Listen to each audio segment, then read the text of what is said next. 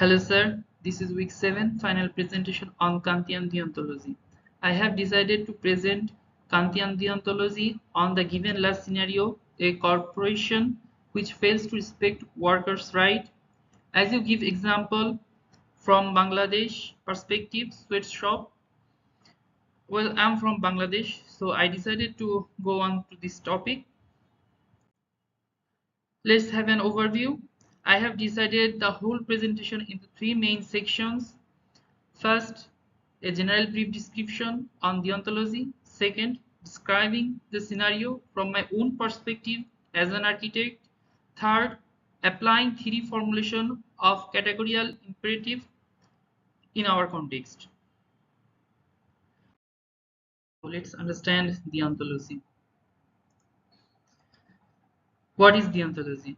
Deontology is an ethical theory that uses rules to distinguish right from wrong. Deontology mostly associated with philosopher Immanuel Kant, as we can see him right side on the left side.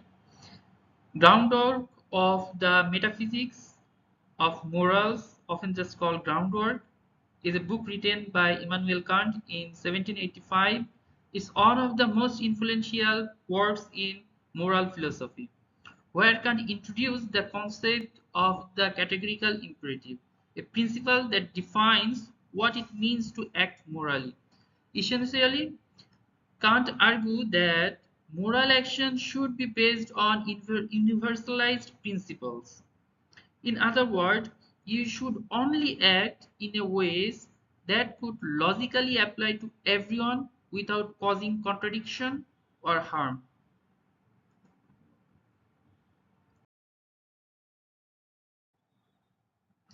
Well, let's see some of the key ideas of the groundwork of the metaphysics of morals. Number one, moral duty comes from reason. Kant argues that morality must be based on reason, not emotion or personal desires. True moral law must be universal and necessary. Second, the categorical imperative. This is the foundation of Kantian ethics, an unconditional principle that applies to all rational beings, regardless of their interest. Third, goodwill and duty. The only thing that is good without qualification is a goodwill. Acting morally simply because it is the right thing to do. Number 4. Moral action is not based on consequences.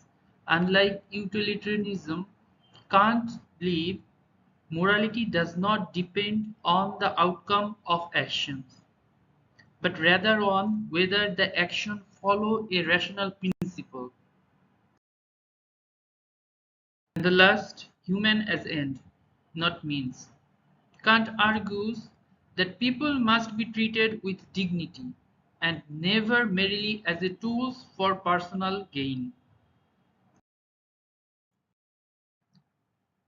Kant presents three ways to express the categorical imperative in groundwork: the universal law formulation, the humanity formulation, the kingdom of ends formulation. Number 1. The universal law formulation. Act only in accordance with that maximum through which you can at the same time will, that it become a universal law.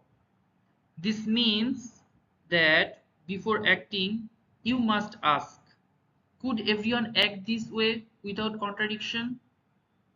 For example, if everyone lied, trust would collapse. So lying is immoral. The humanity formulation. So act that you use humanity whether in your own person or in the person of any other, always at the same time as an end, never merely as a means. This means treating people with intrinsic value, not exploiting or using them as mere tools. For example, lying to someone for personal gain violates the principle because it disrespects their rationality. And finally, the kingdom of ends formulation. Act and accordance with maximum of a universally legislating member of a merely possible kingdom of ends. This imagine a world where everyone respects and follows moral laws as rational beings. Moral laws should be norms that all rational beings could agree upon in an ideal society.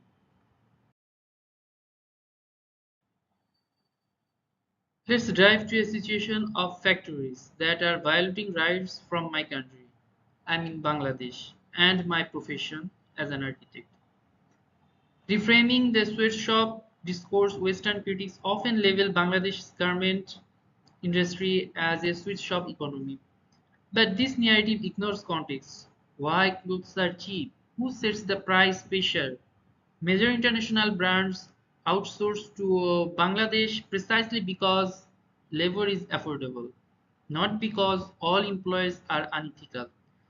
Defining respects for rights, whose lens are we using? So, what we mean by workers' right? Is it fair to judge by Western standards alone? In Bangladesh, employment, housing, and food security are often part of the employer's responsibility. Many factories are improving working conditions, especially in response to international security after events like Rana Plaza. My own architectural involvement, I have personally worked on projects for garments factory clients in Bangladesh. This poster shows one of the worker accommodation that I have designed in Bangladesh. Instead of just meeting industrial requirements, I prioritized ventilation, lighting, and usability to improve well-being. Beyond shelter, I included grocery access and communal space. Ensure workers have not just a place to sleep, but a space for dignity and daily life. Economic constraints exist, but ethical design choice still matter. Now let's analyze this through Kant's categorical imperative. Can this principle hold up as moral laws for all architects?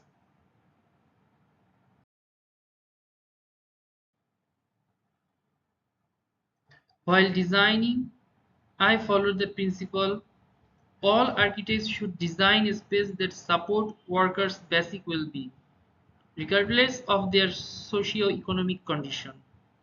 So let's test this with the first formulation. If every architect follow this maxim, all workers across the industry would have access to human, well-designed accommodation. No contradiction arises. This principle could logically become a universal moral law.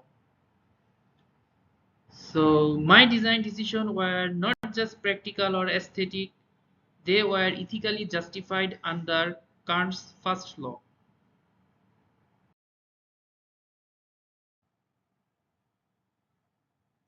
As I was saying, while meeting client needs, I ensured workers weren't treated as mere tools of production, but as an individual deserving a decent living environment. By treating workers as an ends in themselves, my design approach aligned fully with Kant's second formulation. Finally, the third formulation, kingdom of ends. Let's test our scenario. Acting like a moral legislator, I designed as through my choices set the ethical standard for all architects in a fair society. I saw myself as a moral agent shaping a better reality, just as Kant envisioned in the kingdom of ends. Kant taught us to treat people as an end in themselves. My goal as an architect is to apply that, not only in theory, but in the dignity of the space we design. Thank you.